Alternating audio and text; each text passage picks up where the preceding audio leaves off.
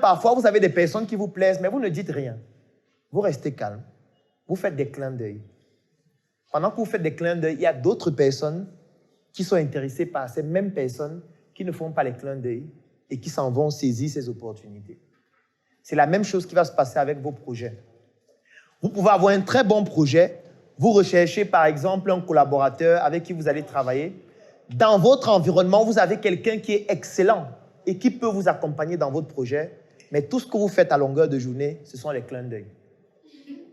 Parce que vous attendez le jour où lui-même, il va venir vous dire « Ton projet là, est-ce que je peux t'aider ?» Non, il ne viendra jamais le dire. Parce que lui aussi, il a des choses à faire. Surtout s'il est compétent, ça veut dire qu'il a beaucoup de personnes qui le sollicitent. L'environnement dans lequel nous sommes, c'est un environnement qui est extrêmement concurrentiel, extrêmement challengeant. J'aime souvent dire la concurrence est brutale. Et elle est tellement brutale que tout le monde recherche ce qui est excellent. Tout le monde voudrait avoir pour lui ce qui est agréable. Donc, vous ne pouvez pas être dans un environnement où il y a des personnes agréables selon vos préférences et vous restez muet. Vous restez muette en attendant que ces personnes viennent vous courtiser. Non, ça ne fonctionne plus. Peut-être avant, ça fonctionnait, mais maintenant, ça ne fonctionne plus. Surtout avec Internet, avec les réseaux sociaux, avec tous les canaux de communication qui existent aujourd'hui qui permettent de pouvoir entrer en contact beaucoup plus facilement avec quelqu'un. C'est à vous de vous valoriser. C'est à vous de dire exactement ce que vous ressentez. Maintenant, c'est clair qu'il y a des stratégies, il y a des techniques qu'on va voir tout au long de la formation, afin de le faire parfois subtilement, parfois avec méthode, de manière à obtenir des résultats efficaces. Mais vous devez le faire.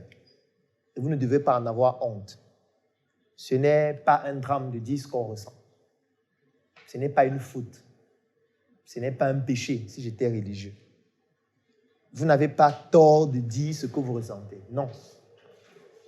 Nous sommes dans une société où on nous a poussé à dire que lorsqu'il s'agit de courtiser, ce sont les hommes qui courtisent. Et c'est un problème. C'est un problème parce que les femmes se victimisent à cause de ça. Non. Si tu es une femme, tu vois une opportunité, va la saisir. Et si ça ne fonctionne pas, essaye une autre fois. On a vu hier qu'il faut apprendre à échouer. Il faut savoir échouer. Et l'échec, c'est le début de l'expérience, parce que c'est l'échec qui consolide votre expertise. Donc, même si vous échouez, ça veut donc dire que vous devez tirer une leçon de cela. Peut-être l'approche n'était pas bonne. Peut-être vous n'avez pas abordé la personne de la bonne façon. Peut-être la prochaine fois, il faut se préparer différemment. Peut-être c'est votre tenue qui n'était pas convenable. Peut-être c'est votre haleine qui ne donnait pas l'envie de causer avec vous pendant longtemps. C'est à vous d'analyser ce qui s'est mal passé pour améliorer la manière dont les prochaines fois, vous allez vous y prendre pour avoir des résultats beaucoup plus efficaces. Et cet exercice est fondamental. Parce que tout le monde ici a quelqu'un qui lui plaît au moins. Tout le monde. Sauf la dame. Ça confirme juste le fait que toute règle a une exception. Tout le monde a au moins une personne. En général, même tout le monde a plusieurs personnes. Ce n'est pas une faute. Nous sommes conçus physiologiquement ainsi. Ce n'est pas une faute.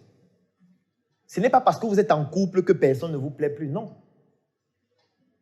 Et ce n'est pas une faute d'être en couple et d'être attiré par quelqu'un d'autre. Ce n'est pas une faute. C'est physiologique.